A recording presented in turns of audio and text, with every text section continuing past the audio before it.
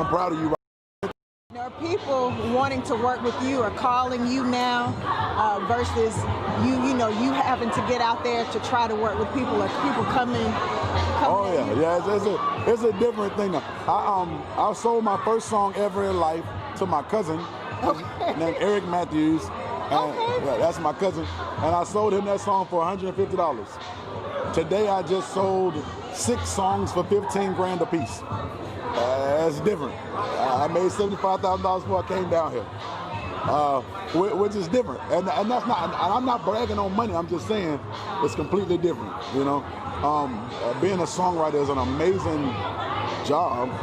You have to sing a lot, but it's an amazing job because you get to really get to know people. I've been blessed to meet some of my idols and work with them and get to know them as people. Lettuce is a good friend of mine. Alicia Keys is a good friend of mine. Brandy is a good friend of mine. Usher is my friend. Ruben Studdard is my friend. Like, these are like actual people I can call now and say, yo, I'm doing an interview about you right now. They'll be like, oh, let me say hey. So they're like good friends. So to meet them and them trust me with their most personal whatever. Right. I can't even describe it. It's a blessing. Right. Yeah. How have you stayed faithful to the journey? Faithful to music? To music and to the journey. Music is the best, worst girlfriend to ever have. She's really pretty. She just don't know how to act. Right. Right. But you stay faithful because you love her. And music has been faithful to me. In my worst times when I had nothing else but music, she was there for me. So I appreciate that. And then, having a great family who would support me and say, I know it looks bad right now, but I believe you can do that. And just that, things like that. And having a great city. I'm gonna say this, y'all take this however you will, but Birmingham has been so good to me. I could cry, man. Birmingham has been so good to me, so supportive of me, always pat me on my back. Like I come home now and everybody says, I'm proud of you. But those are the same people who told me you can do it. Right. It's not like I'm meeting a bunch of new people saying, I'm proud of you right now. The same people who telling me they're proud of me are the exact same people when I didn't have a dime to my name who told me, yo, you gonna make it. I am unbelievably appreciative for that. Like I can't even put that into words. You meet a lot of new people who now they so proud of you, now they want to be your friends. Birmingham has been proud of me, supporting me, buying my CDs. I did my very first album release party right here, and Birmingham showed out for me. I sold this place out. They showed it. So I'm very thankful to my city and to my family.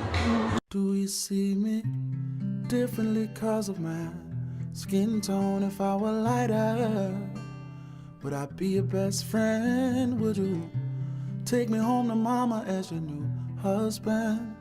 Would things be different then? Or would things be different then? Would you use the same slang when you spoke to me? And if I ran for governor, would you vote for me? Would you let your walls down and be close to me?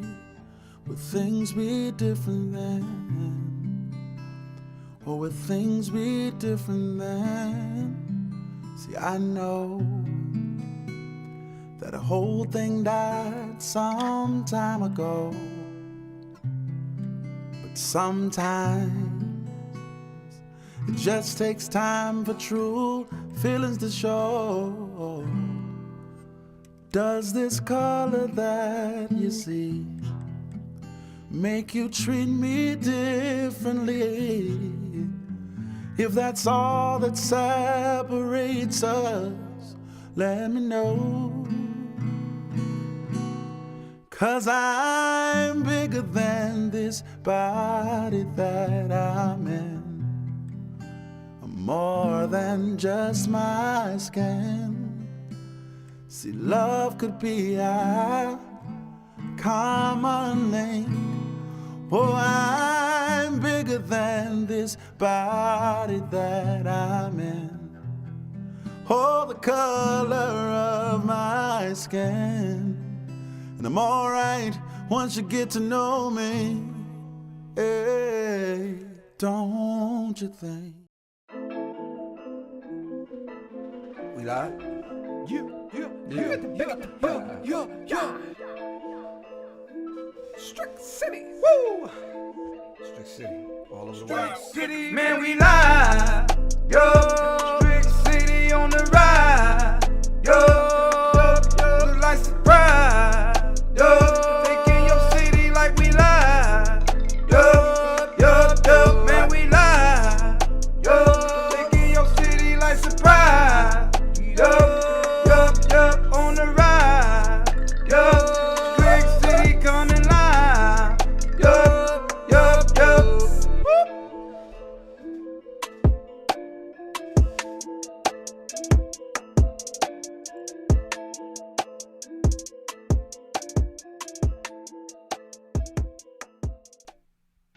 Hey, it's real and it's live. Your boy DJ Strick. Yeah, man, it's Strick City Live, and I got him. I got him on the show today, and you don't want to miss this. But before we get started, I got to go ahead and shout out my media partner. You see it on the screen right there, urbanham.com. Please check him out. Get all the latest news of what's going on in the ham and the world. So big shouts out to Urban Ham and what they're doing. If you watch the video coming in, I gotta shout out my girl DJ Chocolate doing her thing, interviewing Sebastian Kole. Like, that's cool. It's my turn today. That's what's up. All right, so I'm excited. Let me calm down a little bit and go ahead and introduce my girl A-Lo. Hey, how you doing? Hey, I am doing great. And as usual, I am super about today's show. Like, I'm so excited. Listen, can I say this? Let me interrupt you. Like, both of us can't say that we're excited. Like, somebody's got to find another word. Okay, well, I am ecstatic about today's show. Cool. I'll let you go with that. Yes, I'm ecstatic today about today's show. But before all of that, we need you guys to do us a favor. Share this video. Guess what, tonight? Post your Cash App in the you could be a winner. All you have to do, share this video as many times as you want to and drop your Cash App in the comments. In the comments of this video. Hey, people are not like posting their Cash App. They're not, so which is okay in too. The contest. They're sharing, but they're not posting the Cash App. Like, the Cash App is not like your bank account number. You can get paid with it, but it's like an open number. Right. Like, but I mean, that's up to you. If you want to get a little blessing, possibly, in your Cash App, then you drop it. If you don't, then don't. But share it. Hey, listen, there's my Cash App, just in case anybody want to, like, bless me. It's easy. Yes. $ Strick City. I mean, there's only one.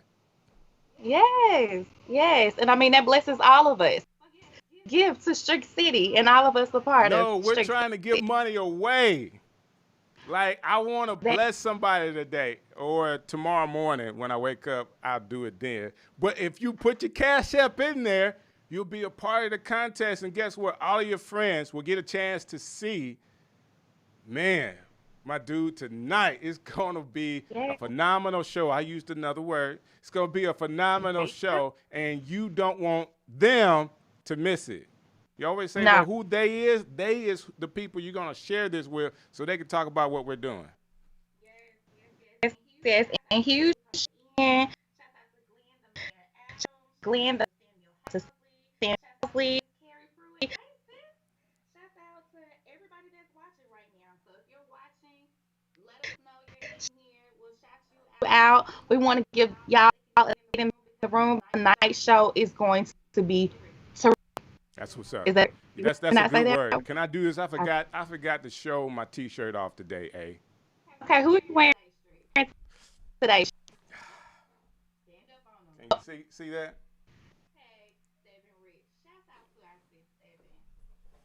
That's what's up.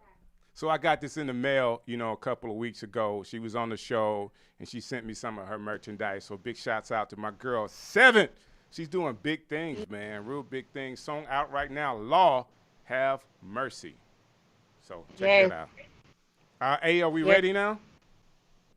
I'm ready if you are. I'm excited, ecstatic. It's going to be terrific and phenomenal. Give me another one. What's another one? Another adjective for tonight. Amazing. Okay, that's good. You want to go? I know you're ready with the intro, so I'm giving it to you. Yes. Okay. Okay. Cool. So, ladies and gentlemen, we have Birmingham person who is born and raised there, but he is the artist, a producer, and I don't know this man. He knows his politics. Knows he would get on live and talk to us about everything forever. I mean, he knows it all. I mean, he's more than just a songwriter. He went to the University of Alabama. He's worked with artists like J-Lo, Brandy, John Legend, Rihanna, Ariana Grande, Alicia Keys, Kelly Rowland, Mariah Carey. I just saw him with Jamie Foxx recently. This man is connected and he's so humble and he's from Birmingham. Y'all Hey, hold give on it 1 second up. before you do that. Hey, hold on 1 second. Listen. I was checking him out yesterday, right? And he was Huh? doing his thing because he puts out a ton of content. And while he was there, he's just like talking to people. And it's like, and Brandy's coming over. Like it's just Right. what it is. That's Sebastian Kole. You know what I'm saying? So we bringing him to the station just for you. He's going Strick City live right now. My dude, Sebastian Kole. My man. How you doing, man? How you good, man? Hey, dude, we're excited about tonight. I get a chance to use that word again, but man, thank you for taking the time to hang out with us.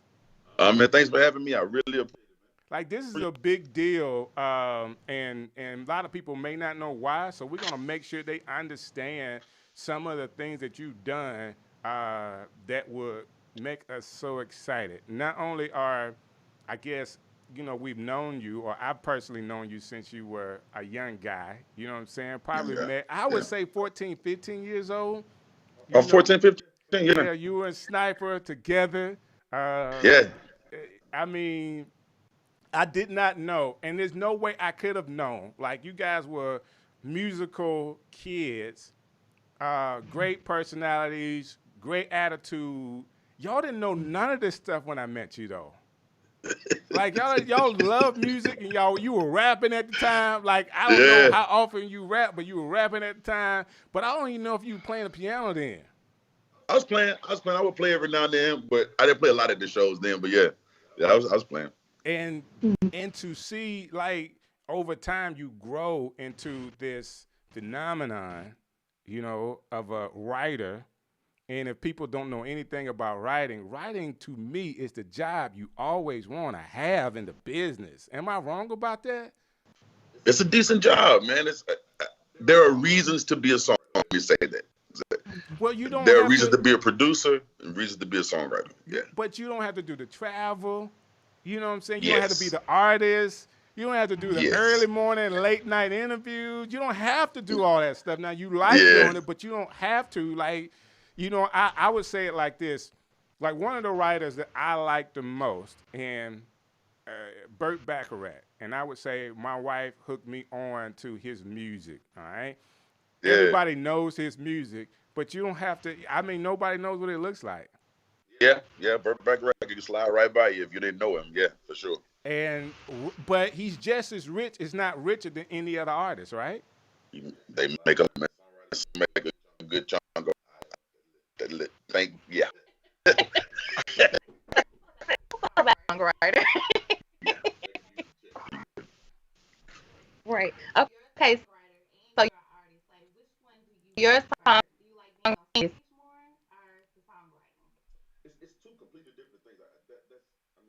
I would assume that's kind of like asking somebody completely. A parent or spouse, right?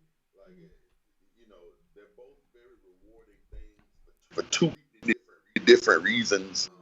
It's hard for me to say, I prefer this over that. That they both have their rewards and their, and then what they are. I enjoy them both very much, though.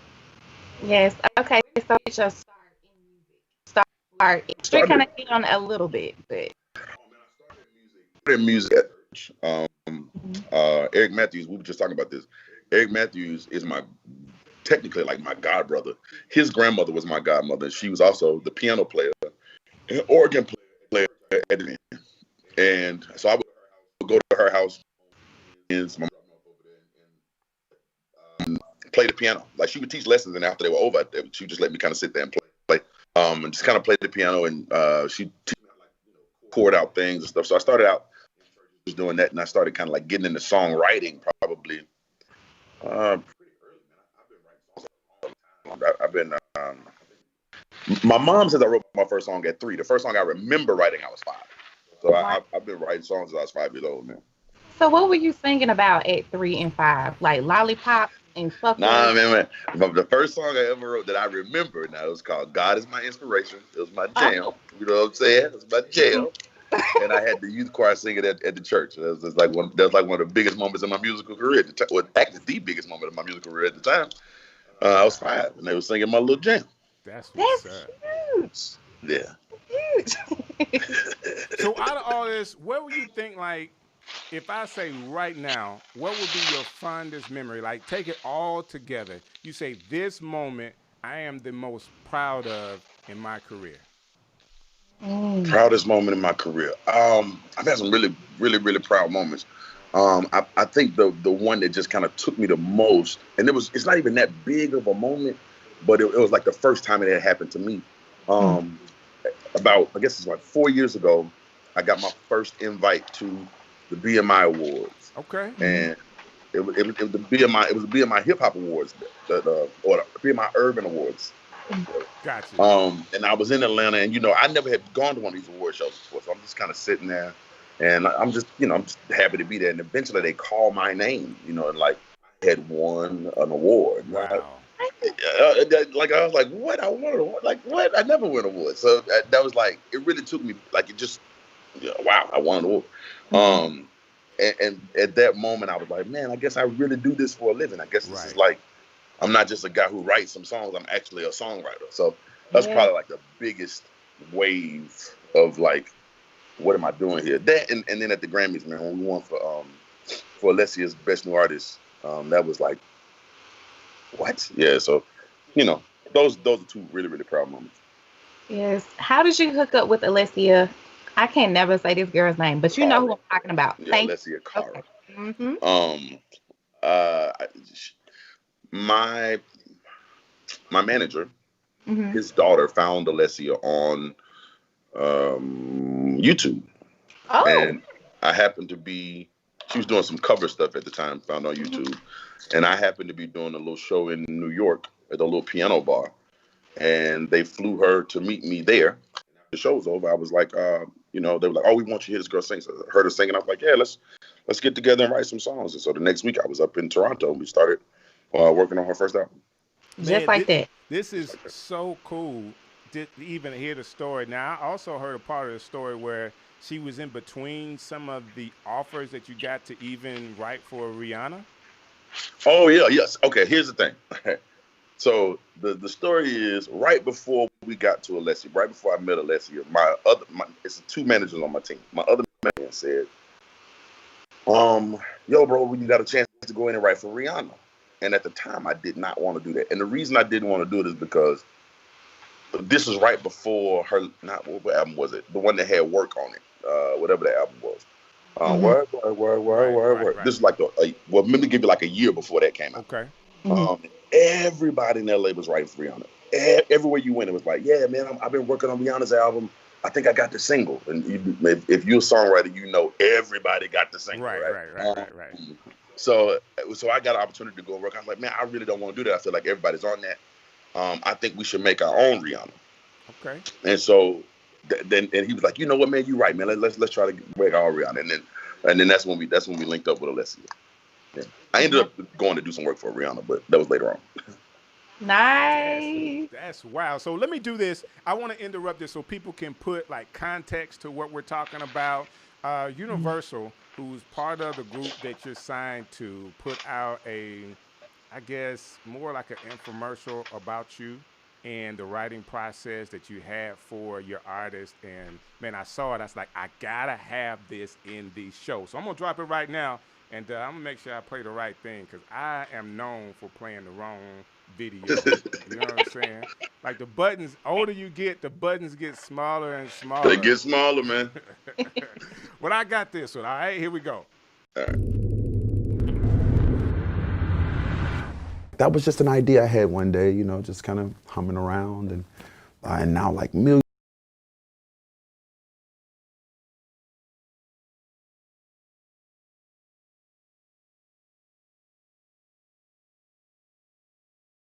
Listening, or I'm indifferent. Truly, I ain't got no business. She was very new to the songwriting process, and so she was out of stuff to talk about. I was like, well, what'd you do this weekend? And she said, I went to a party. And I said, well, how'd you like it? And she said, I hated it.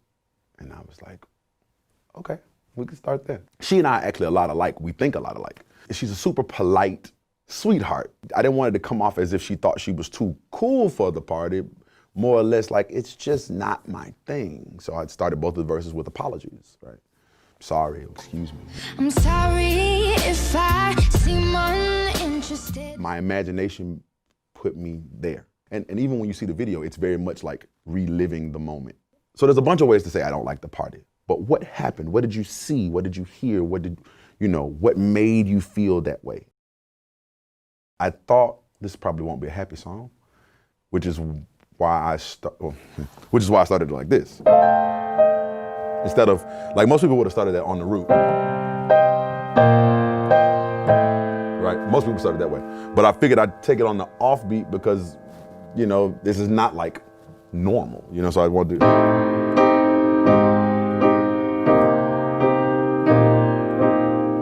And even the rhythm in it was very like lazy and oh my God, not this again. That's kind of the feeling that it came from. Oh, yeah. Oh, I ask myself, what am I doing here? Oh, yeah. Oh, yeah. Hey, I'm Sebastian Kole. And here this is like ridiculous. So this is what I want to say. I mean, you see that. You see the names and the tags. You see the people. That's Sebastian Kole. His writing process with his artist. So this artist that he didn't say it. Somebody brought it to him. He gets to be the person that discovered this young lady and double platinum album. Now, he's going to correct me if I'm wrong, but y'all know what happens when you get a double platinum album? Like, your life changes. And one thing, the reason why I have him on the show, his life changed, but for whatever reason, this dude got major league love for Birmingham, like your humility to stay connected to the city, even to come on this show. Like, dudes make it. Sebastian, dudes make it and forget, man. They won't take calls like mine.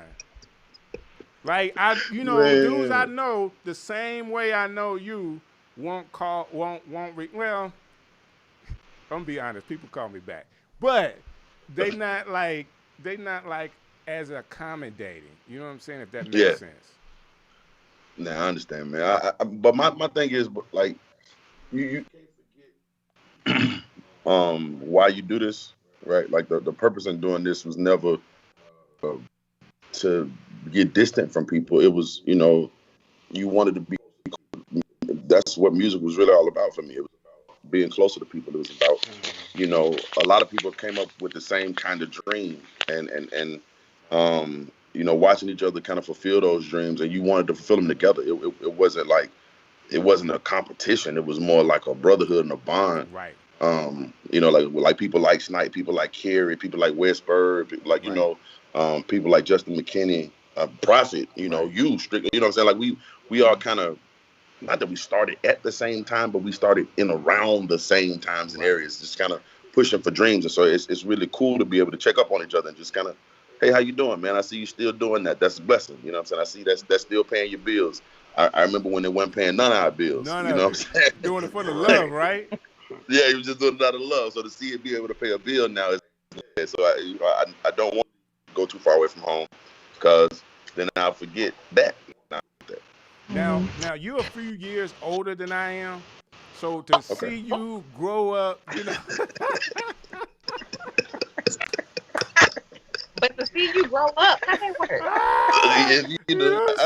work? I watched you as a young kid grow up into, I as a young kid watched you grow up into this phenom. Now, I'm telling you, like, I'm one of the guys, like, I'm a fan. And I'm one of the guys when you're in Birmingham that will go to the shows to hear you do your thing. And, like, evolution of where you started to where you are now, and then coming home and still doing Barnes and Noble, still want to be around the people, man, that's just like the humility out of that is so cool, and it means a lot. And I want people to feel this. So if they don't know who you are, they can just Google you really quick. And I already said double platinum. Am I right about that? That's very true. That's very true. The album did very well. The singles did very well. No. You can't say very well when it's double platinum. Like, that's not a very well No, the album status. did double platinum. The Scars Did Beautiful alone went double platinum. Here went triple platinum as far as singles are concerned. So, yeah. You know, so yeah. And that was, you know, when you're writing songs, you just, oh yeah, I wrote a cool song today. You don't think, you know what I'm saying? It turned out that way. So yeah, that was cool. Oh, y'all working on some new stuff now? Yes. I'm actually getting ready to really release you're talking about as an artist or as a songwriter? Are y'all two as a tandem working together? You working on her next album? Oh, well, actually, she's about to drop an album tomorrow. It actually drops, but it was a thing that she kind of did during the quarantine. So it's more she did it alone because it's quarantine writing. So but I think we will be getting back together later on this year. Yeah. Yes. Look forward to it. And so you recently just just dropped a song with Alicia Keys. Wow, how did that come up? Man, randomly, okay, this is gonna sound like, but true story. Okay. I'm laying in the bed, 9:30 in the morning. I don't know.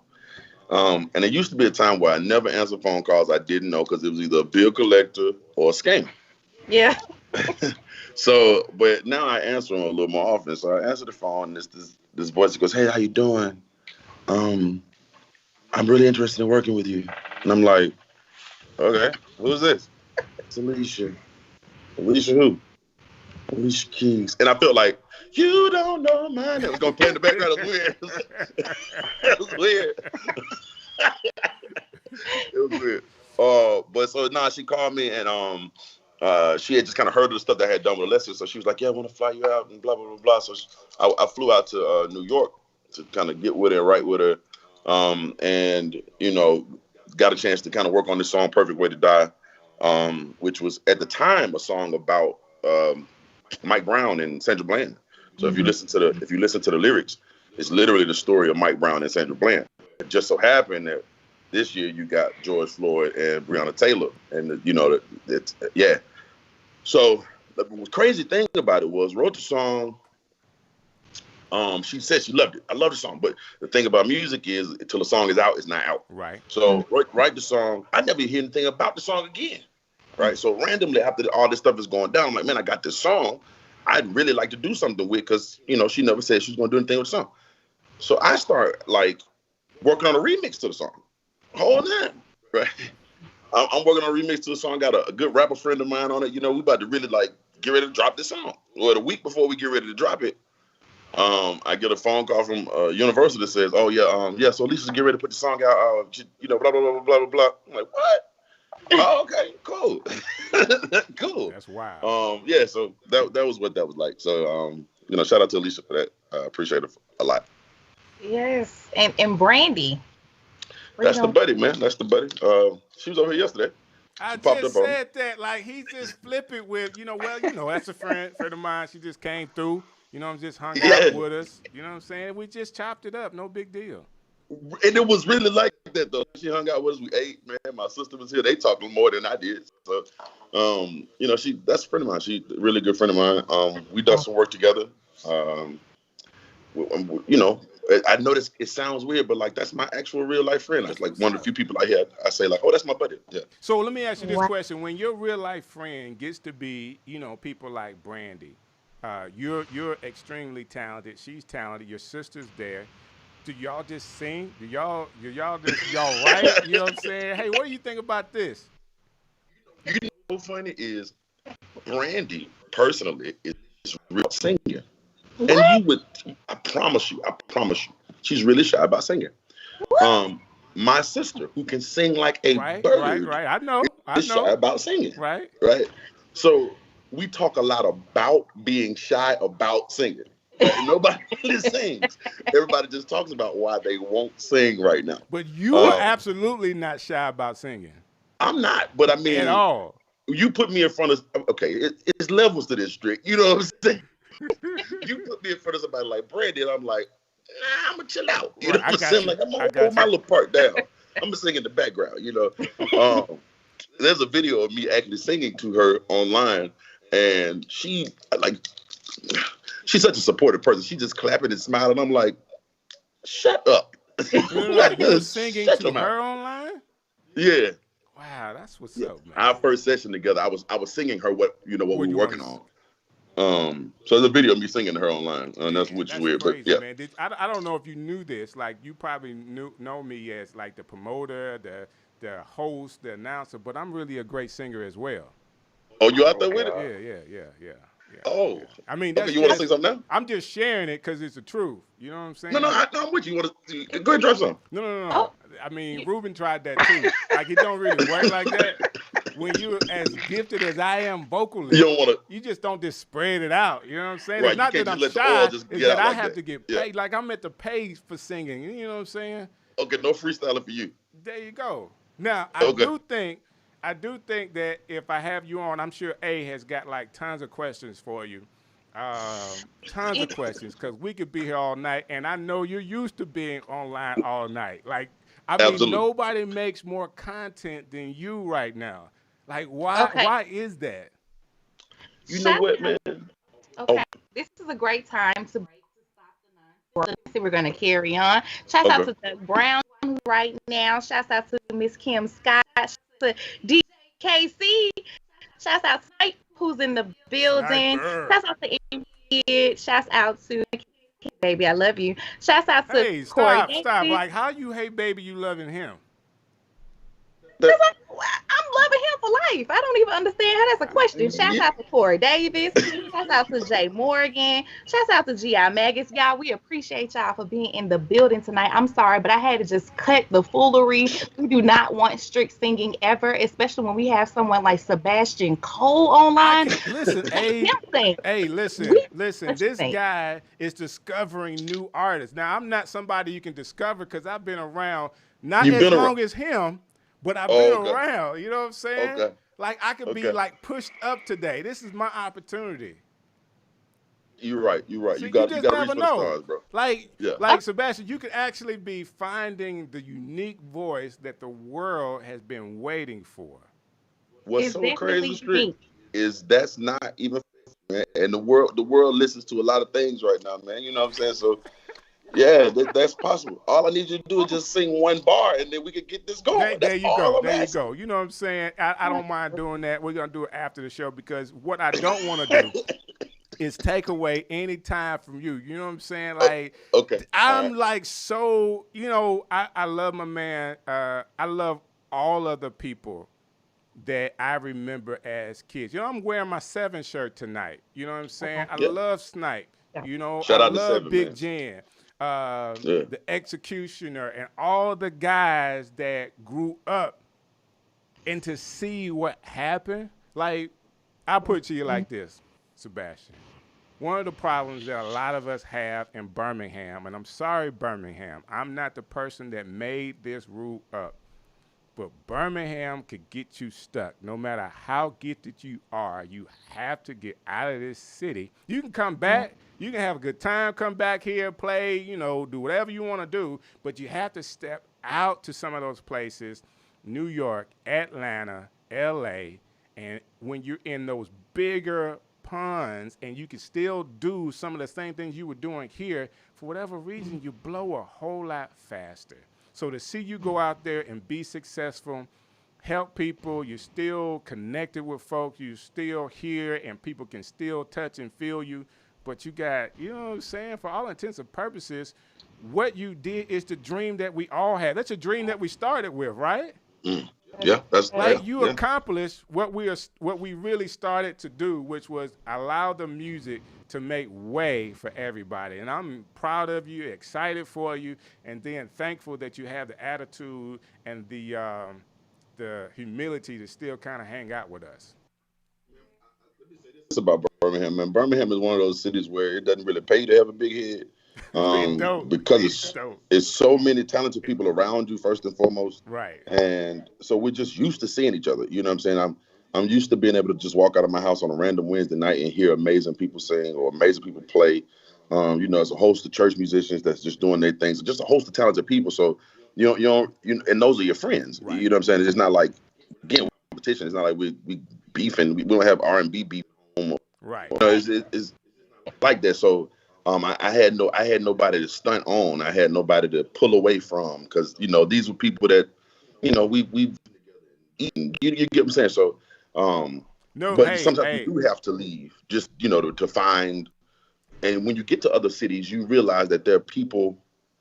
I'll tell you this: I didn't even know songwriting was a job. Okay, I did not know that. I always assumed that people wrote their own songs. Gotcha. Right. And you get out to a place like LA, you realize it could be 50 people who song. Right. Right. And you're like, what? One of the reasons that, when we do tend to click and do so well is because you're wearing so many hats that you can just chill and specialize in one thing. Right. And it's like, oh, you can do this and this and this and this. You're like, yeah. And you think of it as normal.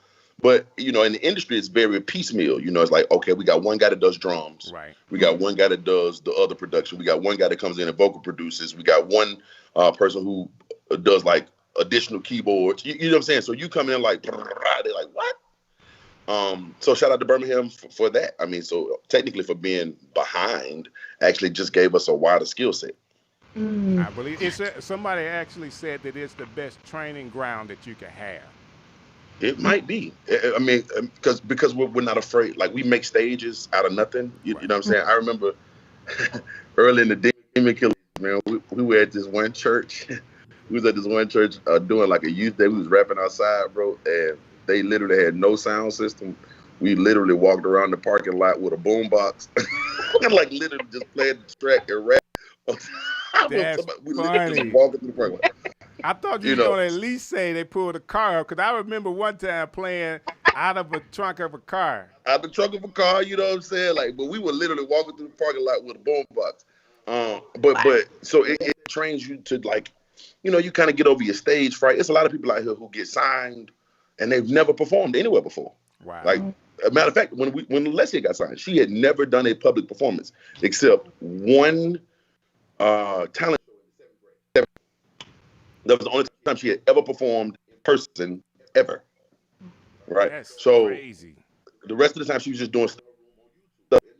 That's true for a lot of people. A lot of people are, they're not used to being in front of people. They're digital stars, but they haven't done it in front of people. So Birmingham, it's very much like, oh no, come out and sing this, come out and play, and that's really good because you get to meet people and know them, like they really do become your friends. Yes. Yeah. So how was the transition from Birmingham to LA? Initially, it was weird. I like LA though. I bought a house out here, so I'm finally considering it home. Yeah. A home. At first, it was strange. It's expensive when I first got here, and it's expensive now. It was cool. It was cool. It didn't take me long to kind of find a footing. How did you get out there? Did you go? Did you get out there? Did you just pick up and say, you know what, I'm finna just... Nah, not really. What happened was, and I won't tell the whole story. I just skip to the end of it. You can tell us the whole story. We're here. All right, well, so picture, I was in Birmingham. I had just made myself 2 years my day job. I was working at a bank. And I was like, man, I really don't want my life. I want to really try and do this. So I'm like, I'm gonna quit my job, and I'm gonna work on this one. I'm gonna get an album done. So I wrote this live from my notebook. Yes. And live from my notebook, I started performing out, and people, I was getting love from it and everything. But Birmingham is just one of those places I couldn't figure out how to get out of it. So I moved around about a year with that. It did fairly well, but I just couldn't figure out how to move.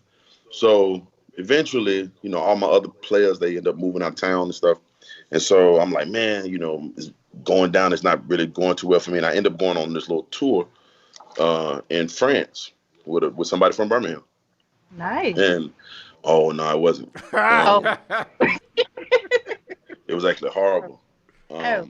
And me and that person fell out, and I really hate that happened, but we fell out, and I remember landing back in Atlanta on my birthday, and I had said I had given myself till that day to make something happen in my music career. That was officially 2 years since I had stopped working, and I was like, man, I guess my uncle came riding back to Birmingham, and I'm just, it's my birthday 30. Can't keep calm down and be a working man. So I'm riding home, tears are coming down my face, it starts raining. It's days. And I get a phone call from my man Mike Warren. I don't know if y'all know Mike Warren. Really good friend of mine. He calls and he says, "Bro, you remember that song we did this summer? We had written a little." And I was like, "Yeah, I remember." He's like, "I got bad news." I was like, "Well, you can't get no worse than my day anyway." Wow. He goes, "We're gonna get that song to Sierra, but they're not going to." And I was like, it's okay. I quit making music today anyway. He was like, "You sure about that?" Because they give it to Jennifer Lopez. And I was like, So the song was going in, and it was on the Step Up 4 soundtrack. First time getting a check, And man, I had to fly to LA. American Idol on the season. I remember that. And so I flew out there, and they put it together for it. It was like, "Yeah, man, you really should consider." I met this girl while I was out here. Boyfriend was like over a bunch of writers at BMI. So she was like, "Yeah, you come back out here, let me know." So I called her when I decided to move, and she was like, "Yeah, I'm gonna take you around." And she took me to a bunch of unsigned artists writing sessions. And every time I would go to a session, they're like, "You can really write, man. You should come back. Do this tomorrow. Let's do this tomorrow." So for 3 weeks, I just kind of bounced around and ended up meeting this woman named Tish Hyman, who ultimately walked me into an office that got me signed. So I had my first writing deal within 3 weeks of being here. That's crazy. Yeah, I had my first record deal about a month later. So yeah, so it did take me a whole lot of time to like really get out here. I got out here and it was like, oh, okay. And I didn't realize how wild that was until looking back at it. You go, oh no, that's not normal. That was just how it went for me. I was here for 3 weeks. I got here on October the 9th. On Halloween, I signed a deal. But you was already ready, experienced, yeah. Had the ups and downs and all of that. Yeah, I was ready to write, man. So, it was just one of those things, man. So appreciative of that. You're not just signed anywhere. You're signed to Motown. Yeah. It's like, Sebastian, your whole story is just, what? Like man. We on that me and Sebastian here to get this friends, okay? We are friends. For real. Motown, dude, that's awesome. So how did you feel? I mean, what was that like getting signed to Motown? Getting signed was one of those moments. I tell people all the time that like for the most of my life, things feel the way they would feel. Mm-hmm. It was a rush sign, but it wasn't like in balloons kind of rush. It was more it's like if you spend life waiting for a moment, mm-hmm. like you've lived your life for this one moment. On the one hand, you're super excited that you had that one moment, but at the same time, you're like, okay, what do I wake up for tomorrow? Right. Every day I've been waking up to do mm-hmm. this one thing to make it, and now that I've done that one thing, what am I gonna do tomorrow?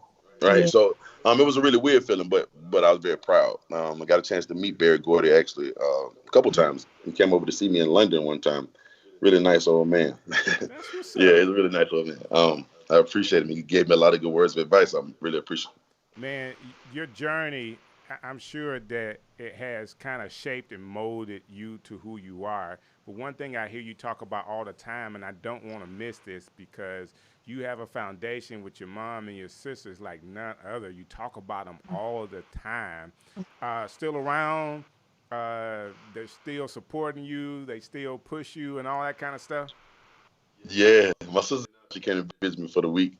They still tell me what to do. That's what's up. That's what's up.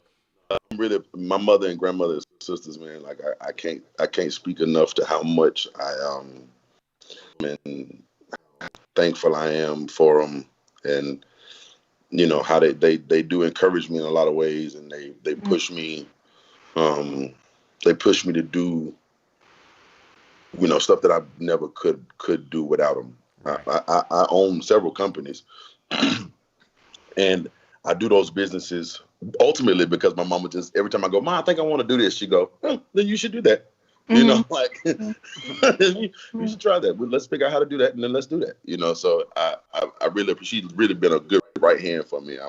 I'm really thankful for her, and my sisters. You know, they always encourage me, loving on me. My grandma, you know, I'm thankful for her. Man, that's cool, man. It's nothing like family. And you mentioned one of the business ventures that you have, and I want to bring somebody else on that has something I guess they want to say about one of the businesses. And if y'all know the show, if y'all know me, another one of my right hands is my man Big Prophet. Prophet has did what we asked him to not do, which was move out of the seat. Prophet. I move? Yeah, you move, man. My bad. There you go. Well, you show don't go. The show that you got to fuss at me somehow first. Well, I'm used to it, so that's part of the show. Sebastian, what's this? Halo? How you doing, man? What up? What up? So yeah, I've been sitting back watching again. You know, since we all over the world on Strick City Live, man. Definitely congratulations again. And as they said, I'm gonna just toot that same horn, man. The humility has always been there. You're the same person. You're very, very, generous, and the love that just, I don't know. This word lose off of you? No, it's not. It's not the right word. Nah, man, that's perfect, man. I got that advanced GD. You know what I mean? Oh, I can get the words right. Definitely. So we talking about mom. That's just mom, all of mom too. Shouts out mom. Those. So Alo, I'm on your tail with it. Michael. Yes. Where that?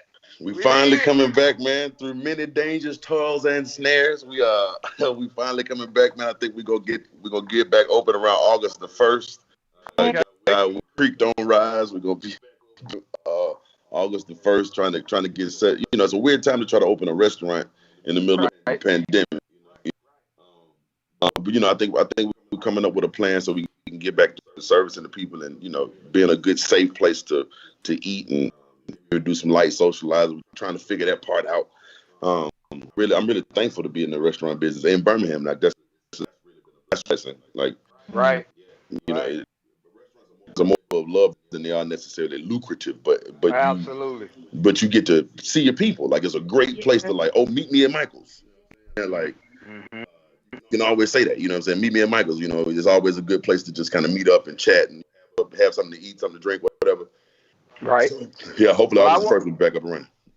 I want to meet you there. One of them cinnamon. My request is bring the cinnamon roll back. I know I ain't supposed to have strict no nothing. All right. I need them cinnamon rolls in my life for them times when I've laid back on the carbs and the sugar, and I can have a little bit. You know what I mean?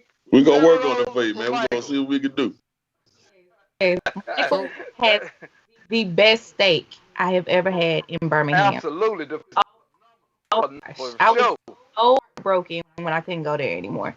We'll be back open soon, man. Soon and very soon. So let me do this real quick. I don't know if you can do this, Sebastian. I don't know if you can or not, but I think it'd be really cool.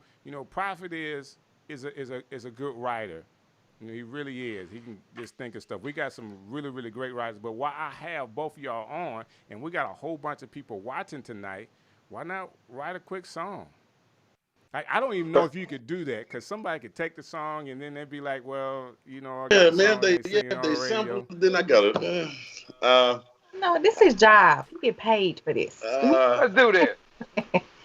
We could make it an easy one. Because your writing process, this is what I hear your writing process is. You can take a thought, a situation, and then string along that person's personality with that situation and write a whole crazy triple platinum song out of it.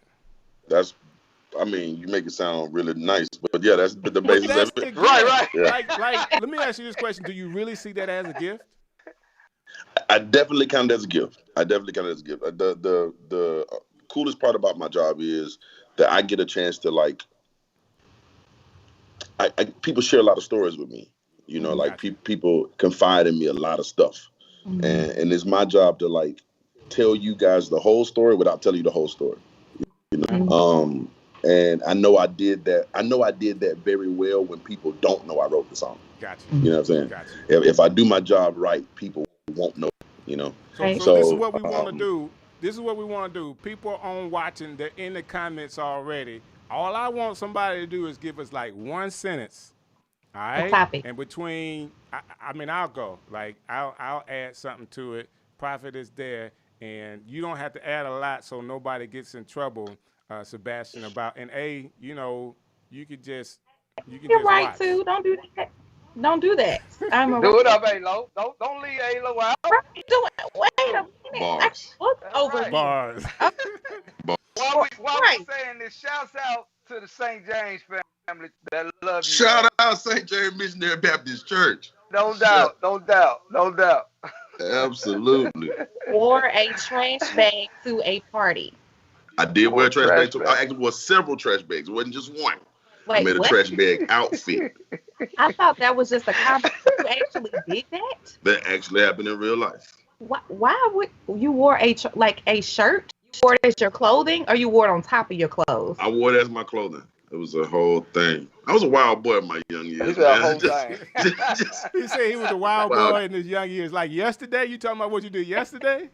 That was Thursday. Okay. It was Thursday when it happened. Yeah. Hey, I am so serious. Like, I need somebody in the comments to give me just one line, and we're going to go write a song tonight. Let's finish one we tried to start in the back of Hill and Water, Sebastian. I know, right? What you got the bars, you got them. The back of Hill and Waters was a cool place, man. Right? That was a cool place, man. Man. Lots of good memories back I there. can't get started unless somebody gives me a line in the comments. Like, that's just part of it. I'm not going to put Sebastian on the line if nobody puts something in the comment. Just give us a scenario, and we'll do the writing process right in front of you. Okay. Uh-oh. We're waiting. But your mom is in the building, Sebastian. My mother is here. Hey, What's Mom. up, Mama? Yes. Her sweet self. You have the best mama in the world. She's great. Yes, she is. But, Not my mama, but yeah. Yeah. She's pretty great. Y'all don't have anything for us to write about? Yes, no. I'm not doing it without somebody giving us a comment. Like, I'm gonna Okay, get y'all. Sebastian off the hook, but we're gonna. I'll tell you what I'm gonna do, though. I'll tell you what I'm gonna do, Strick. Since they don't have a topic, I'm gonna write you a song this week and just send it to you. No, you want me to sing it and sing it back to you? Yeah. I'm gonna send you the reference, and then you get straight up. Okay, actually, we have. Please don't do that. You better mask. We're gonna write a song about wearing masks. Is that what we're gonna do? Yeah, you need to wear a mask. That's all we have. And a trash bag. Yeah, trash bags and masks. Actually, in here. See, look, I'm glad I shout out my mama. Hey, mama. See, what's up, Miss Lowe? Yes, pandemic over. Wrapping up a song about the pandemic is over. Oh yeah, that's what it needs to be over. Okay. Yes. Who started with the first bar? I'm gonna get you off the hook because I know Prophet. You know, he's over there thinking he don't have he can come up with something, and then we'll come with a second. The pandemic is over. That's the topic, Prophet. Pandemic is over. It's over. No. Okay, then. No. It's a lot of things over right now. No. The pandemic is one of them. No, dog. No, Prophet. What you doing, man? We're not singing it. It's writing. They don't. Come on, man. The pandemic is over. Okay. The story is told. We watching in disguise because the streets are gold. Okay. Take it from there, Sebastian. Okay. One liner. Okay, so you just dropping one. I thought you was gonna build it up a little bit. Yeah, like you. I mean, come on, Well, Prophet. I wanted to give y'all a picture. We're gonna make it heavenly. You know what I mean? Bring the spirit into this thing. Bring Woosah all in. We got Strick over there. He gonna Strick Ad-Libs. That's your new name. Strictly Ad-Libs. Okay, so you the hype man. Okay, so Strick on the hype track. He's strictly Ad-Lib. A-Lo, You hold it down. Right in there. You know what I'm saying? Okay. Oh, because he basically go choir direct the whole thing. Okay. I see. Exactly. He go I'm gonna produce bust a this. rap Okay. now. I'm gonna bust a flow. You got Oh, go put him on spot. So pandemic is over, Prophet. You remember what you even said? It's gonna either be that or something. You said writers to do this.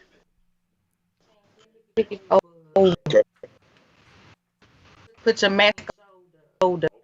On my shoulder. You don't know. Okay.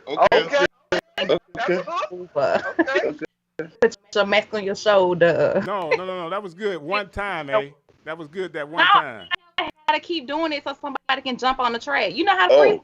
Oh, okay. So you got pandemic is over. Cold as it might seem, something like a nice dream with no COVID-19.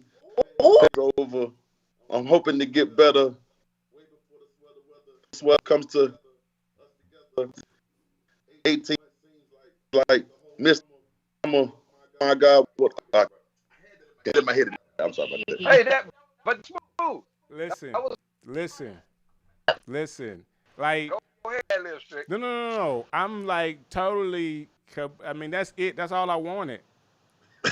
That's all I wanted. Like, that was dope. People don't know. Like, somebody could take just that little piece and add on to it, and it's a song. I actually did that one Sunday morning on the show. We actually wrote a song on the radio show before.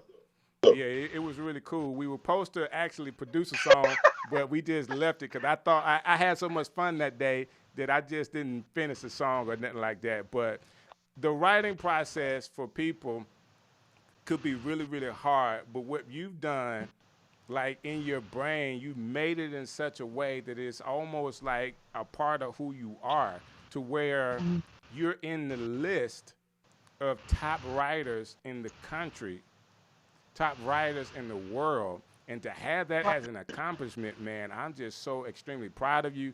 Number one, the gift that's in you to actually be able to do that, it has to be, do you see it as like a huge mantle for you, like to carry that? My first learned in life was too much is given required, and to whom much is and so I consider it a privilege, but at the same time a responsibility. I try to use this platform as often as I can to promote messages that I really care about. I very rarely write stuff. I mean, I've written some stuff that's just kind of like, boppy, just to get it out there. Right. But most of the stuff that I've written has been like, these are things I really wanted to say. I got it. And I'm fortunate to be able to say I got a chance to say that in the world. Right. Yeah. So I think of it as a responsibility, but it's a pleasurable responsibility. Yes. Now, we do have a lot of people responding. Hey, were you going to run down some of the comments? Because we had a couple other people give us some lines. I don't want to go back to it, but we at least want to shout out a couple of people that thought they would be writers tonight, too. Yes, sundress season is back. Yeah, we're not doing that one, but Hey. That's another song. Hey. Right. Shouts out to Ruben Stutter, who's in the building, but he said, let Strick sing. Let Strick. I keep pushing for it, Rube. I keep trying to get him to go for it. No, Rube, we're not doing that. We bypassed that one. But shouts out Rube, I'm coming for you, brother. Coming for you. Coming for what? Take him Lord. somewhere? Hey, I'm coming. We all gonna go out to Chicken Salad Chick. No, right? Right, that part. Nobody's singing but Sebastian. Praise God. Okay. But yes, and I have one more question because we talked a lot about family. Sebastian, what's some great advice that your family has taught you or has given you, your mom or your dad, or just by being a part of your family? My mother gives me great advice all the time. My mom always got the mic, you might as well say something. She told me got the mic, you say something. I like that. And that's something I really do live by, man. My grandma always tell me not to take wooden nickels. I've never seen a wooden nickel. My grandma always tell me not to take it. So if I ever see a wooden nickel, I'm not taking it. Yeah, because yeah. Yeah. My grandma always told me not to do that. So, but yeah, man, they're full of good advice, man. My folk always encouraged me to be myself. They always encouraged me to find out what I want to know. You know, don't be afraid to ask questions.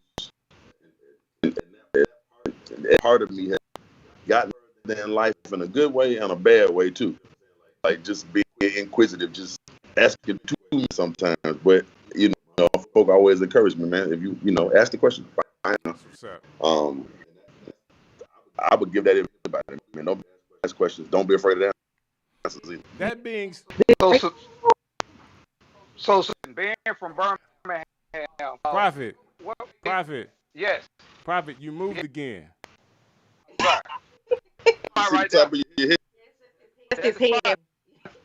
I've been trying to get into the show. You know what I'm saying? Like, yeah, you just spot. Yeah. Right. You know, Sebastian. So being from Birmingham, man, we have a lot of artists like myself, you know, that's trying to make it to the hierarchy that you're playing in. What some of the people here, man, that are writers and so forth, you understand struggle here, and I'm with you on.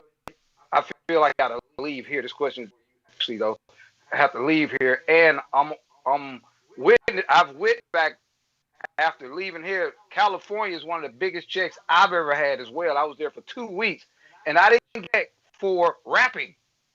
I got a check for beating on some drums.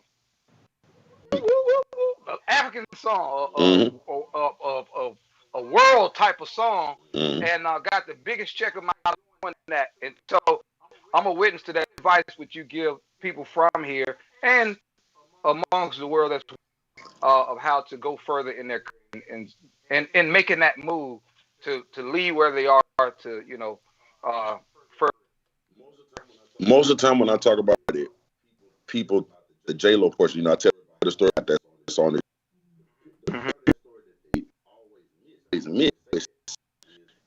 Shout out to Michael. Right. Shout out to Michael Warren. And to this day, shout out to Michael Warren. But the reason that I say that is to say, don't ever be afraid to start with what you have. Like, that was just me and my friend Mike writing some stuff. You get what I'm saying? So it wasn't like I was like, oh, I'm just gonna go to California and knock on people's doors, and nah, it wasn't that. It was me and my friend writing some stuff, right? And don't be afraid of that. Don't think, oh man, this person ain't popping like that person pop. Nah, like start with what you got, right? Right. Any business, and it don't matter what the business is. I was talking to somebody else about businesses the other day, and I was like, the way to build a business is literally to focus on what you already have. Like be appreciative of what's already there. So. If you want to make it as a songwriter, if let's say you don't sing but you write songs, all right, cool. Find a person that sings, right? Write them a song. Smart. Good advice. You know what I'm saying? Find a person that produces. Hey, produce this song with us. You know what I'm saying? Record the song. Because everybody want to tell you what they can do, but it works out better when you just show me what you've done. Even if it's not triple platinum now, no song started out triple platinum. At one point, all those songs that we talked about today, at one point, there was a point in life when that song existed nowhere but in my head. Wow. I was the only person that heard that song. I was the only person who knew what the lyrics were. I remember one time I was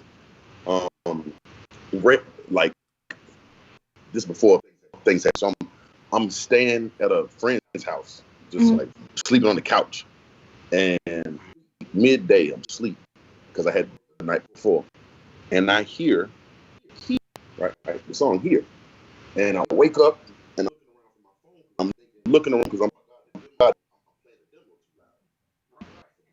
the song had actually come out. It's right on the street, playing up, right? And now I heard that idea outside of my own head. You get what I'm saying? Yeah. Wow. But those things start with the people that you know. Start with who's around you. Don't overlook the people who are right around you. Because networking works the same no matter how big the city, talent works the same no matter the caliber. If you're talented, you're talented, right? You don't. A talented writer doesn't have to have, like I said earlier. Like I had the opportunity to write for Rihanna first. I wanted to write for somebody new, right? I don't have to have a Rihanna to make a success story. Right. You get what I'm saying? You don't have to do a track with Jay-Z to be successful. You start with what you got and just really work that angle. That's part of the best advice I give anybody. That sounds like some of the wisdom that Strick usually gives. So definitely, man. Oh, and a shameless, not a shameless plug, but another plug to Mike Warren, man. If y'all don't remember Mike Warren, he's the one that did the jingle. I think for 3340. Yeah, Good Day Alabama. I think right. Good Day Alabama. Yeah, he had that. Fox 6. Right. Had that jingle. So definitely shouts out to him, man. I think a lot of people got plugged in through that brother, and a lot of times, you don't get your glory for that. So that's a blessing, and it just speaks of your humility once again to bring him back up. Definitely, yeah. He was definitely a blessing to me, man. And and those are things. And I tell that story, people don't even know who's Mike Warren because they. But without a Mike, that story doesn't exist. That. Wow. That story doesn't exist. So yeah. You man. Hey, listen, I'm living my dream right now, brother. And what he's saying is so true. The wisdom out of it is. You just start with what you got. Like we started with just me and A-Lo and Prophet just doing this little show. I think we may have had 20 views the first time we came on. Yep. If that. But so saying all that, what I really want to talk about with you, Sebastian, is we've talked about your writing, how gifted you are at that, and the success you have with it. But right now, if people most of the content that you're putting out right now is your content of thought. Like you're thinking about politics, you're thinking about religion, you're thinking about life, you're thinking about relationships. Like your opinion, not just your opinion, but you're extremely smart guy. You know what I'm saying? From what I had a chance to see, you know a lot about a lot of things. What makes you go out and share? Like, we'll just take today because it's current. What would make you take a Giuliani video and a video from a Black Power guy and put the two thoughts together and say, these people are talking about the same thing to help the people understand the code that's actually being given to you to change your thought? Like, I saw that today, and I'm like, man, this is crazy. He actually is putting together what we would think are two opposing thoughts, but they're actually saying the same thing. Like, why do that?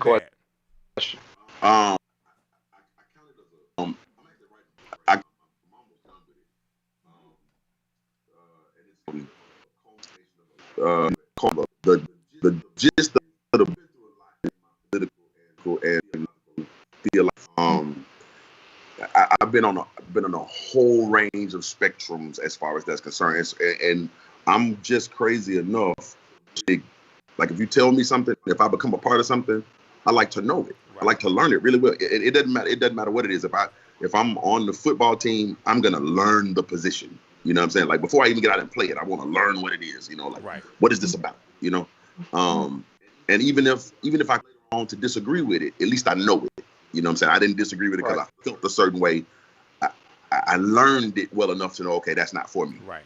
And so at one point, trying to make myself versed in those things, and I see and hear people, kind of walking down paths that I've walked down, and I know, okay, be very careful walking down in that way, because if you read too much, you're gonna fall off the cliff. Trust me, I fell off. You know what I'm saying? So I say that, these things are responses to things that I'm hearing. Sometimes I just like to goof off, but a lot of stuff is just responses to things that I'm hearing, and recognizing that, again, when I talk about, like, starting with what you are, starting with where you are, there is so much power in the little word. The little word is probably, it's like small foxes that destroy the vine.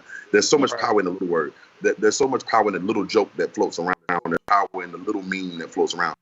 You'd be surprised as to how many people pick up on that and think of it as true. Right. So when I see those little things going around, I like to go, okay, wait. Before that blows up and gets out of hand, let me at least offer one counterpoint. Gotcha. Yeah. Absolutely. Yeah, because the little word is crazy. Like, for example, little word, and I don't even want to get into this, but just example. How many wise men came to see Jesus when he was born? 3. 12. 3. Yeah, we would say 3. Okay. 12. The Bible never says how many wise men came. Right. Doesn't even. Does it? It really, Right. You wise got men that from 12. We Three Kings, the song. We Three Kings were right. Okay. Right. That's where we got it from. As assume. kids, the nursery rhymes and all that kind of stuff. Right. The children's True. Bible. That little word. You get what I'm saying? And you guys are believers, man. We're adults now. You know what I'm saying? We're people who believe their whole life, who studied this man Jesus, and you would still think that it's 3 because of a little word. You get what I'm saying? Mm-hmm. So I try to watch out for those little words. And, that's it. That's it. Man, It wasn't. so what's the name of the book? Wait. It wasn't. I hadn't even named it yet, bro. I'm finishing it up. I'm finishing it up now. I'm almost done, but I hadn't given it a title yet. But no, we don't know how many wise men were there. We know it was 3 gifts, but we don't know how many wise men actually carried the gifts. You got to come back and at least do a chapter, at least a small portion. Read Strick City when you get the book done. Man, it's when I tell you the book is heavy now, I'm warning you now. I talk heavy. Yeah, it's a Bible study. It's a Bible study, but I talk heavy. Let's go. I'm gonna let Strick read it first, and then he can decide if he want to talk about it. Listen. Some of the commentary you put out there, and you know what I get. You know what I feel from you. I feel like you made it to a place in your life and as a man to where you basically can say what you want to say, and there's nobody tied to you that's telling you, oh, you can't say that. You can't say that. Nobody telling you, hey, don't do that. Like, this was on my mind. I want to say this, and I feel like from where you are is coming from your heart. That's what it is, Strick. I get a lot of people.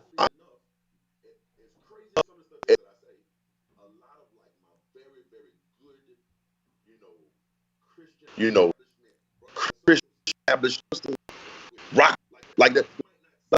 I know that I'm not saying anything out of hate. They know that. I really want to bring up a discussion. I want us to talk about this. I'm not here to change anybody's mind. I'm not here to. I want to talk about it because the cool part about being in anything is test will be better one way or the other. Right. And if you can have a discussion with me and we can chat about some things, the worst thing that can happen in that situation is you're gonna walk away a stronger believer. That's the worst thing that's gonna happen. Right. You get what I'm saying? Maybe you'll learn something you didn't know, or maybe you'll either learn something you didn't know, or you will fortify your own beliefs. And I don't think of that as negative at all.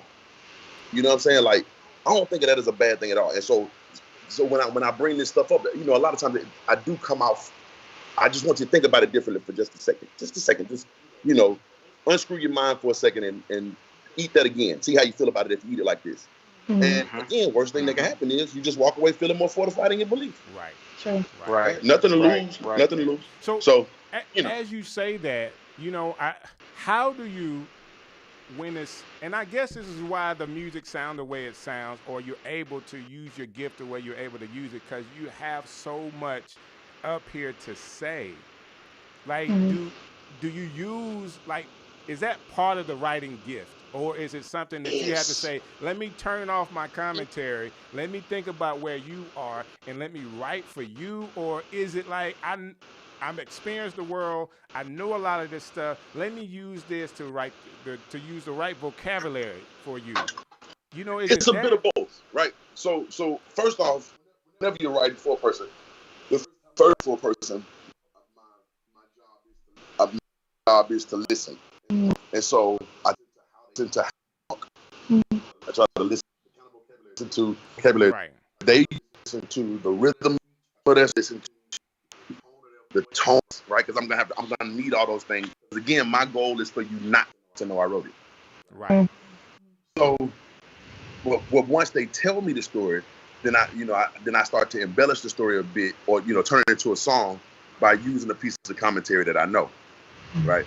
So I might add a little wrinkle into it that they didn't tell me, about the feeling. Right. The cool part, again, like when you're writing songs, you're basically, like, I try to write songs about 1 second of time. I just want to really, really explore that 1 second in time, right? I want to tell you everything that happened in that 1 second in time, in that one emotion, right? So if we're talking about love, most people they'll tell you a story, a long storyline, right? They'll tell you, oh, I walked in the door, she got on the floor, whatever. They'll tell you a storyline. I want to just really focus in on that one feeling, right? And take it apart, the layers of it, right? So I have to think about that, like, what are the layers that come with that? How does that make you feel? What's the secondary feeling that comes along with that feeling? Right? What what are the positives and negatives of that feeling? Because any feeling can come with some positive and negative. You can, you get what I'm saying. I do. I use both of them. I use that was a nugget. That's a nugget right there. So this was said a few minutes ago, and I want to put it back up so everybody can see. Well, you can't see it. I'm going to read it, but Ruben actually said that it's also good to have a writer that understands how it feels on stage and how to deliver a song. That's another thing that makes Sebastian's writing so good. Oh man, thank you, Ruben. Awesome. You know what's so funny is people still trip out when I tell them I know Ruben. No, I told them that I had to stop telling people that. Like they wouldn't believe me. Yeah, they really know. They be like, oh, you know Ruben? I can't believe that. Speaking of Ruben, I meant to call you the other day. Somebody I know out here looking for you in a good way. Yeah, in a good way. You do have to know how performance work. Know the rest. Right. To this song the other day. It's a Rick Ross song called Nobody's Favorite, random. But anyway, listen to the song, and the second verse came on, and this guy, I think it's Gunplay that does the verse, and he raps, just spit. But then I thought, bro, there's no way you could do that live. Right. It's not possible. It sounds great. Fast. It just kept going. Like, you didn't even hear a breath in the track. They deleted the breaths out the track. Yeah, like they could do that in real life. It's not possible. Like, you're not gonna be able to do that. You gotta be quiet. You're gonna have to pull the crowd or something, right? Because you're not gonna be able to do it. So having some experience with live performance is important. But then at the same time, having some experience and really getting to, like I tell people all the time, people try their best to make songs first. But that, to me, that ain't really what's important. Having some experience with the subject, being really, really honest with you, being really, really honest about the subject matter, it makes those songs come to life. Right. Absolutely. So that being said, I don't want to leave this out tonight. You had an opportunity to go to one of your sister's school and actually talk to them about the music business, which is so cool that you'll be humble enough. She can say my big brother is Sebastian Kole, and you actually come to, you're the hero of the day doing stuff like that. But you actually performed one of your songs, Choose You. Again, Choose You Again. Yeah, Choose Again. And I want to play that real quick before we get out of here today. I got this ready for you.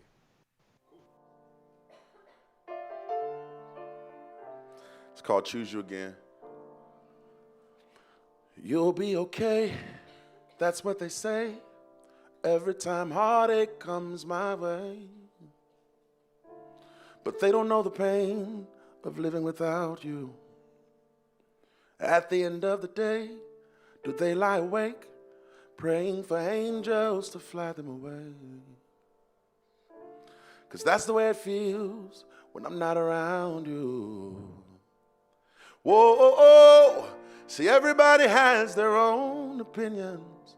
Love doctors, heart physicians, try and diagnose my heart's condition. And whoa, no matter what I try to do, something pulls me back to you, so I stay. Oh, and I stay, and I choose you again. With tears in my eyes, every moment we spend, worth every time that I've cried. Though friends talk against us, who needs their advice? Your kiss, my addiction. addiction. Your love is my vice, and I'll choose you again.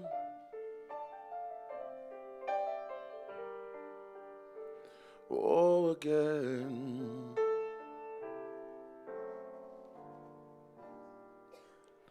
Though our love dispels the myths and fairy tales, no dreams or fantasies. It's been heartaches and breakups, then passionately make up.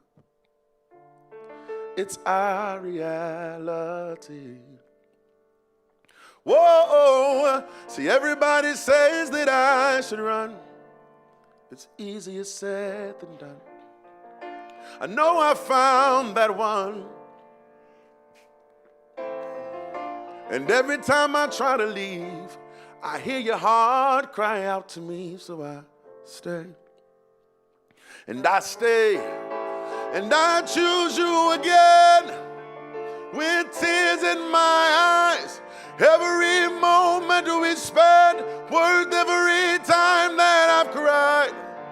Though friends talk against us, who needs their advice? Your kiss my addiction, your love is my vice, and I'll choose you again. They say it's just a waste of time, wishful thinking, youthful dreaming. They also say that love is blind, but mine can see you and me. Cups of that XO, pictures in my old phone. I should call one and go home. Said I've been in this club too long. The woman that I would try is happy with the good guy. But I've been drinking so much that I'ma call her anyway and say my name, say my name.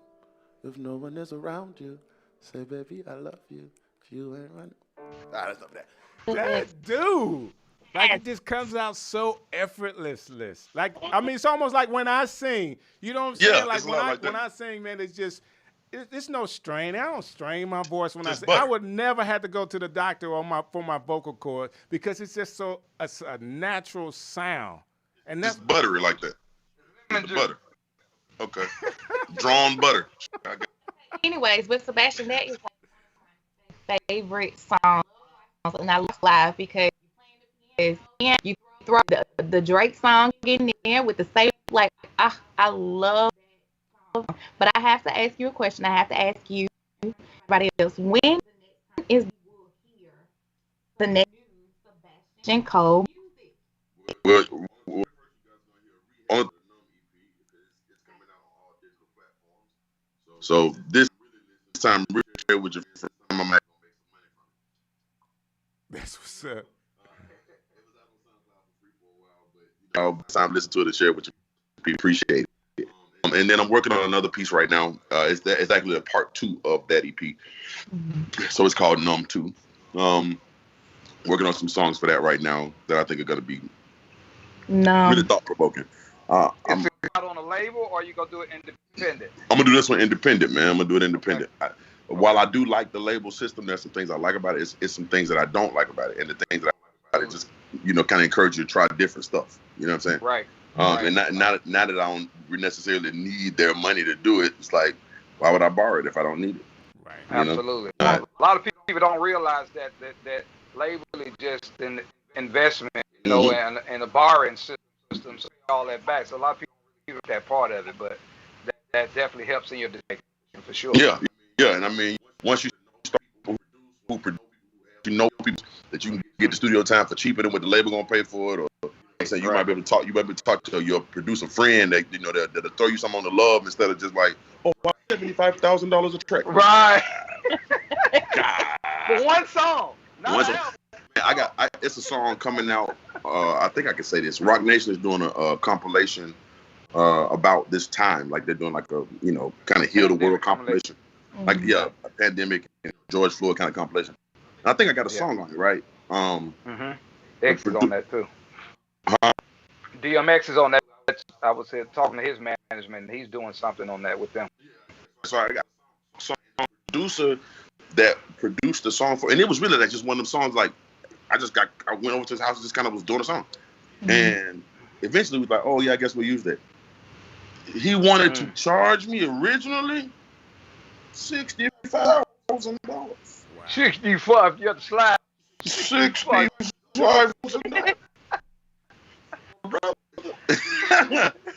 Listen, bro. You get what I'm saying? Right. And not cause I don't want to pay you what you're worth, but fam, I got it. You know what I'm saying? Right. We in the wrong business, man. But he worked every penny of it. I mean, you know, he's used to getting that because of the people that he known to work with. He known to work with people like Maroon 5 and, you know, they have astronomical budgets to pay out. You know what I'm saying? But, you know, you're doing something on the independent tip. That's why I said, man, start with the people around you. You know what I'm saying? Because a lot of people want to get in my inbox. Hey, man, how much you charge to write me a... You don't want to know how much I would charge you to write. You know what I'm saying? Like, don't ask me I would charge to write you something. You don't want that. You don't want that because you're going to find it. But that's literally what I charge to write. You know? Exactly. Right. Yeah. I got a Grammy, bro. You know what I'm saying? So like, I have to charge you. Exactly. Yeah, he's got a grant. Like that. Just like first, we can't know from you. And I'm so excited about it. November Rain is one of November Rain, my favorite songs by you. I'm excited to get that back. Man, this has been so much fun. It's been fun. It's been fun.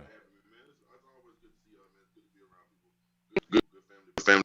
I appreciate, you know, for making this kind of platform. You know what I'm saying? People always get the platforms, and what you have to say if you don't have a place, it don't count. You know what I'm saying? Don't count. Pulpits, man. Rappers need microphones. You know. So I appreciate you guys for having this.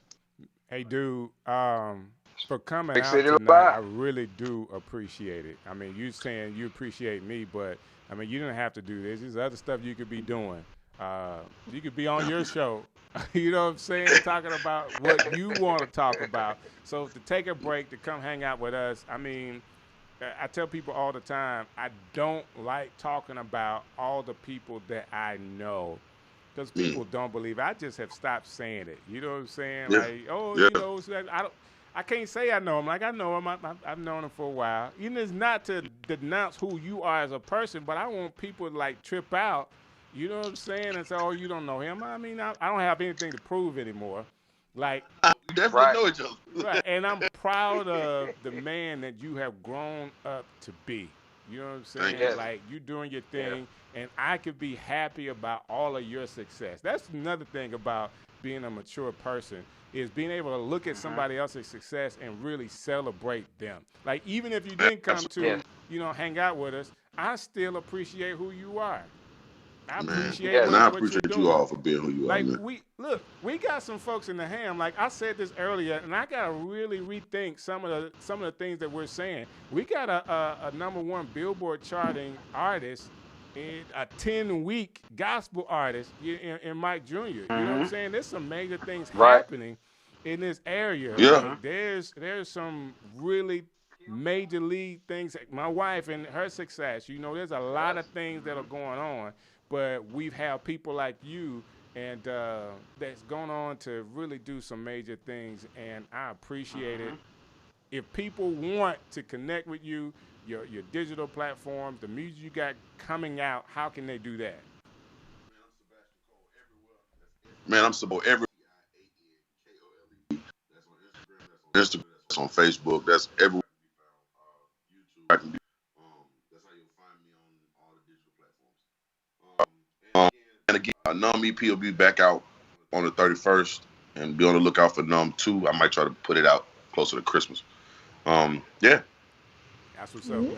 Cool. That's what's up. Cool. Hey, we appreciate you. Hold what you got right there. Hey, listen, I've told you a lot about who we are and what we're trying to do. It's just Strick City Live. We're taking this thing all over the world. We appreciate you watching tonight. in the descriptions of this show tonight, guess what? I got a link for you to subscribe to my YouTube channel. All you got to do is hit that link in the description, and you can hang out with me and get notifications all the time about when we are live. And guess what? We got like people watching on YouTube tonight. I appreciate y'all doing that too. Facebook, Periscope, and Twitter. Thank y'all for hanging out with Strick City. And dude, if y'all don't do anything, get ready for that non-release from Sebastian Kole. Look him up. Cole.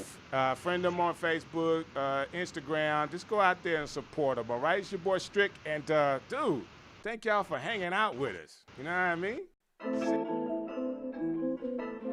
We live? Yeah. Strick City. Woo! Strick City. All over the world. Strick City, man, we live. Yo.